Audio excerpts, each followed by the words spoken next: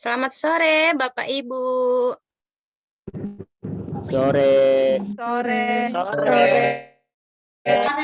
Sore. Oke, perkenalkan saya di sini sebagai moderator untuk berjalannya acara kita yang sudah kita jadikan sebelumnya. Sebelum kita mulai, izinkan saya memperkenalkan saya dengan beberapa orang di tim saya dan masing-masing perannya. Yang pertama, ada saudara kita Arni sebagai yang menyampaikan materi untuk sore hari ini. Yang kedua, ada saudara kita Iwan sebagai notulen, ada Dean sebagai median, ada Benedikta sebagai dokumentasi, dan ada Hayati, Yuli, Erin, Sonya, Repianus, dan Jiwa sebagai tim pendukung. Oke, sebelum kita mulai, saya mau bertanya nih. Bapak Ibu, bagaimana kabarnya sore hari ini? Sehat. Baik. Oke, baik. Syukur ya, semua sehat ya berarti. Nah, untuk selanjutnya, mari kita mulai untuk penyuluhan kita hari ini. Kepada saudara kami Arni, kami persilahkan. Baik, terima kasih atas kesempatan yang telah diberikan kepada saya, di mana sesuai dengan kontrak minggu lalu bahwa kita akan melakukan kegiatan penyuluhan pada hari ini melalui via Zoom. Di sini saya sebagai Arni sebagai penyaji mahasiswa Sari Mutiara Indonesia. Nah, di sini kami akan menyuluh tentang salah satu bencana yaitu tsunami. Tujuan dari penyuluhan ini nanti kami harap kita bisa memahami apa itu tsunami, kita bisa mengetahui apa penyebab tsunami, bisa menyebutkan tanda-tanda tsunami, dan kita bisa tahu apa saja kawasan yang rentan tsunami, bisa tahu apa saja rambatan gelombang tsunami, dan bisa mengetahui juga apa saja penanggulangan tsunami. Nah, sebelum saya mulai memaparkan materi, saya ingin bertanya kepada Bapak Ibu nih, apa sih itu tsunami? Kalau ada yang bisa menjawab, bisa langsung dijawab, dan atau bisa angkat tangan. Baik, saya akan menjawab. Tsunami itu menurut saya seperti ada gelombang air yang besar yang diakibatkan oleh gangguan dari dasar laut. Dan bisa juga seperti kayak bencana alam begitu. Dan ada beberapa gangguan yang lainnya. Terima kasih. Oke, bagus ya jawabannya. Dengan Ibu siapa tadi, Bu? Ibu Yohana, Bu. Oke, berikan tepuk tangan kepada Bu Yohana.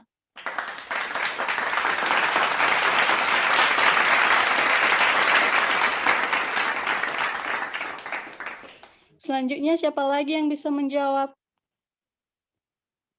Oke, baik. Nggak ada yang bisa menjawab ya kepada operator. Slide-nya dilanjut. Baik, sesuai dengan pernyataan Ibu Yohana tadi ada benarnya, di mana tsunami adalah gelombang air besar yang diakibatkan oleh gangguan di dasar laut seperti gempa bumi. Gangguan ini membentuk gelombang yang menyebar ke segala arah dengan kecepatan gelombang mencapai 600 sampai 900 km per jam. Tetapi amplitudonya membesar saat mendekati pantai. Saat mencapai pantai, tsunami kadang-kadang menghantam daratan berupa dinding air raksasa, terutama pada tsunami-tsunami besar. Tetapi bentuk yang lebih umum adalah naiknya permukaan air secara tiba-tiba. Nah, biasanya gelombang air laut besar ini dipicu karena pusaran bawah laut, dikarenakan adanya pergeseran lempeng. Nah, dengan adanya pergeseran lempeng atau adanya pergerakan di dasar laut, bisa menyebabkan gempa sehingga akan paling sering menimbulkan tsunami. Operator, slide selanjutnya, oke. Penyebab tsunami. Nah, Berikut beberapa faktor penyebab tsunami yang dikutip dari laman resmi PBB. Yang pertama yaitu gempa, longsoran, erupsi Gunung Merapi. Nah, kenapa sih gempa ini bisa menimbulkan tsunami? Gempa biasanya disebabkan oleh gempa bumi yang terjadi di bawah laut. Gempa bumi yang terjadi di bawah laut ini merupakan gempa tektonik yang diakibatkan oleh pertemuan lempeng tektonik. Gempa bumi di bawah laut bisa menimbulkan banyak getaran sehingga akan menimbulkan terjadinya gelombang tsunami. Yang kedua yaitu longsoran. Penyebab tsunami bisa berasal dari longsoran di dekat pantai. Longsoran tersebut akan mendorong air laut sehingga dari dorongan tersebut akan tercipta sebuah gelombang besar yang bisa menyapu daratan. Longsoran di bawah laut juga bisa berpotensi menyebabkan tsunami. Yang terakhir yaitu erupsi Gunung Merapi. Nah, erupsi Gunung Merapi ini merupakan muntahan erupsi yang masuk di laut menyebabkan air laut terdorong. Dorongan dari air laut tersebut kemudian menciptakan gelombang besar yang berbahaya. Selanjutnya yaitu tanda-tanda terjadinya tsunami. Nah, tanda-tanda terjadinya tsunami biasanya muncul tanda sebagai berikut, yaitu gempa yang akan terjadi di dekat pantai atau laut.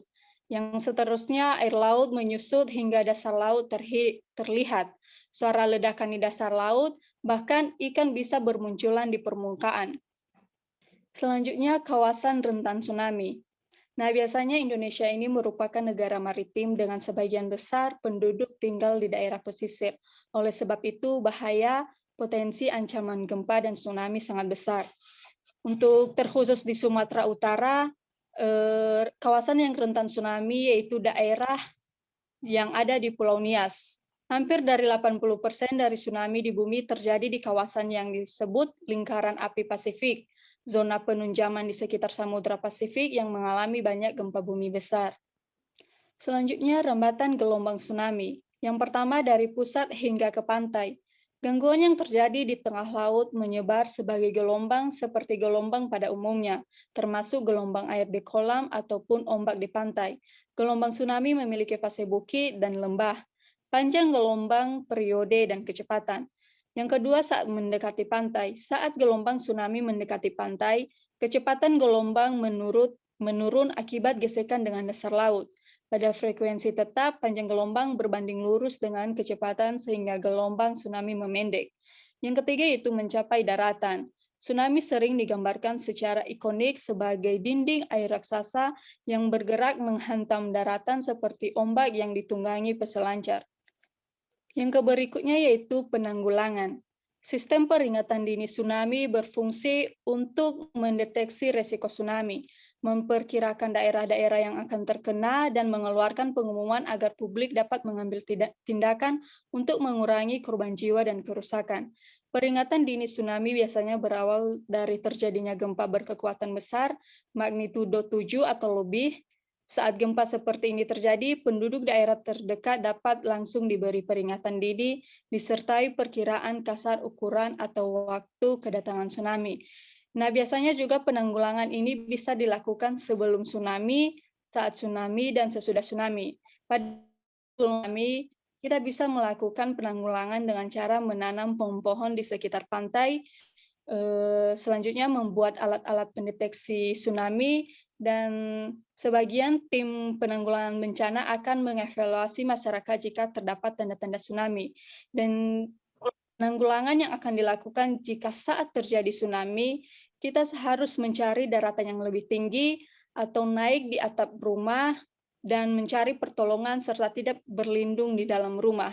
Dan untuk sesudah tsunami, biasanya tim penanggulangan bencana akan mengevaluasi pencarian korban jiwa, memperbaiki seluruh bangunan yang rusak, dan membuat pelindung untuk mencegah tsunami datang kembali. Nah, demikian materi yang bisa kami sampaikan pada hari ini. Kalau ada yang mau bertanya, kami persilakan. Kepada moderator, tolong dipantau siapa yang mau bertanya.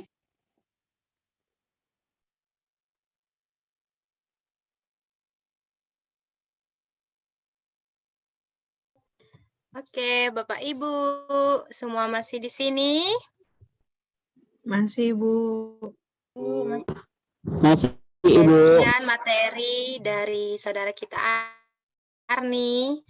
Nah, yang mau bertanya kami persilakan boleh mengangkat tangannya ataupun langsung bertanya aja, hidupkan mikrofonnya ya. Ibu, saya mau bertanya.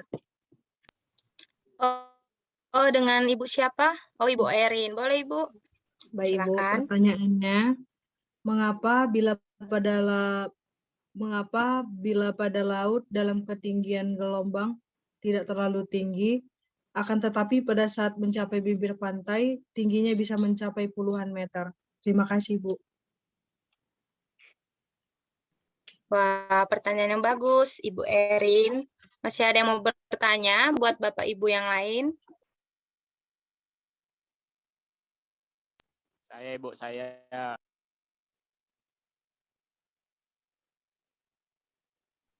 Oke, silakan dengan Bapak Jiwa.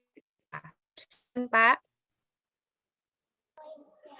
Pertanyaan saya, apa dampak negatif tsunami itu terhadap daratan dan alam sekitarnya? Terima kasih.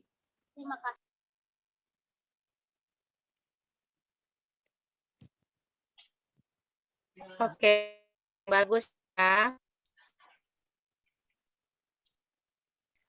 Sebelumnya, mohon maaf, sebelum penyaji menjawab pertanyaan dari audiens, di sini saya sebagai notulen akan membacakan pertanyaan-pertanyaan dari audiens.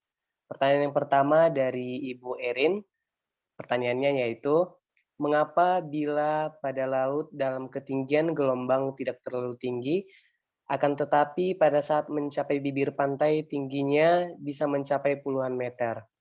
Yang kedua, pertanyaan dari Bapak Jiwa, pertanyaannya yaitu, apa dampak negatif dari tsunami? Terima kasih, kami serahkan kepada penyaji untuk menjawab pertanyaan dari audiens.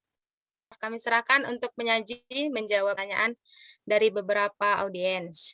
Baik, pertanyaan yang sangat bagus ya. Untuk pertanyaan Ibu Erin, saya akan menjawab di mana pertanyaannya mengapa bila pada laut dalam ketinggian gelombang tidak terlalu tinggi akan tetapi pada saat mencapai bibir pantai tingginya bisa mencapai puluhan meter. Nah, itu dikarenakan karena pada lautan dalam ketinggian yang hanya 1 meter akan tetapi kecepatannya mencapai 500 sampai 1000 km per jam karena tenaga yang dikandung gelombang berfungsi tetap. Maka saat mencapai bibir pantai, gelombang 1 meter tadi bisa mencapai puluhan meter, akan tetapi kecepatannya menurun menjadi 30 km per jam. Bagaimana dengan Ibu Erin? Baik, Ibu, terima kasih jawabannya. Apakah bisa diterima? Ya. Oke. Untuk pertanyaan yang selanjutnya dari Bapak Jiwa, di mana pertanyaannya apa saja dampak negatif yang terjadi pada alam dan sekitarnya jika terjadi tsunami. Dampak negatif yang bisa terjadi yang diakibatkan oleh tsunami ini yaitu saja yang dilaluinya, seperti merusak bangunan, merusak tumbuhan, dan bisa mengakibatkan korban jiwa manusia, bisa menyebabkan genangan dan pencemaran air bersih, lahan pertanian, dan tanah. Demikian, apakah Bapak Jiwa bisa menerima? Oh, bisa. Oke, selanjutnya saya ingin mengevaluasi Bapak Ibu sejauh mana sih pemahaman tentang materi yang telah kami sampaikan ini. Di sini nanti saya akan memberikan satu pertanyaan dan bagi yang jawab bisa langsung menjawab. Nah, pertanyaannya yaitu apa saja sih penanggulangan tsunami yang bisa kita lakukan sebelum terjadi tsunami dan pada saat terjadi tsunami? Yang bisa menjawab bisa langsung saja. Saya, Bu. Saya bisa menjawab. Iya, kami persilakan dengan Ibu siapa ya, Bu? Ibu Yuli. Oke, kami persilakan, Bu. Penanggulan saat terjadi tsunami, yang sebelum tsunami itu kita sebaiknya menanam pepohonan di sekitar pantai, membuat alat-alat pendeteksi tsunami, dan mengevaluasi masyarakat jika terdapat tanda-tanda tsunami, Bu. Kalau saat terjadi tsunami, mencari dataran yang lebih tinggi, tidak berlindung di dalam rumah, naik ke atap rumah, pohon, atau lain-lainnya, dan mencari pertolongan, Bu. Oke, bagus ya Bu. Jawabannya berarti Bapak Ibu sudah bisa memahami apa saja materi yang telah kami sampaikan tadi. Jadi kami kembalikan kepada moderator. Oke, Kepada baik. moderator untuk mengakhiri acara kita pada hari ini. Oke, terima kasih penyaji dan terima kasih untuk Bapak Ibu yang sudah bergabung dalam penyuluhan kita hari ini. Sebelum kita akhiri, kami serahkan kepada saudara kami Iwan untuk menarik kesimpulan penyuluhan kita, kegiatan kita pada sore hari ini. Oke, baik. Terima kasih kepada moderator. Kesimpulan seminar kita hari ini yaitu tsunami adalah gelombang air besar yang diakibatkan oleh gangguan di dasar laut seperti gempa bumi.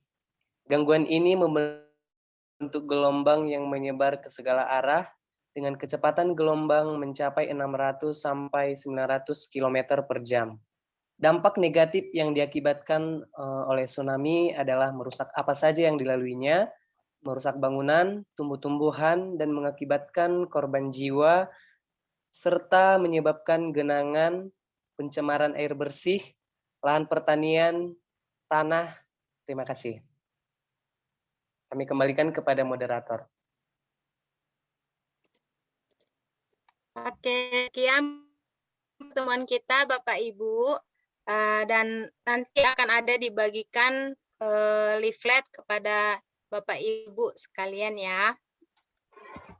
Nah, terima kasih atas semua partisipasi Bapak Ibu yang sudah datang untuk sore hari ini. Sebelum kita akhiri, kita berikan aplaus untuk semua tim yang sudah bekerja dan untuk kita semua. Oke, saya Sepemici undur diri dan bersama tim. Terima kasih dan selamat sore. Selamat sore, Bu. Sore.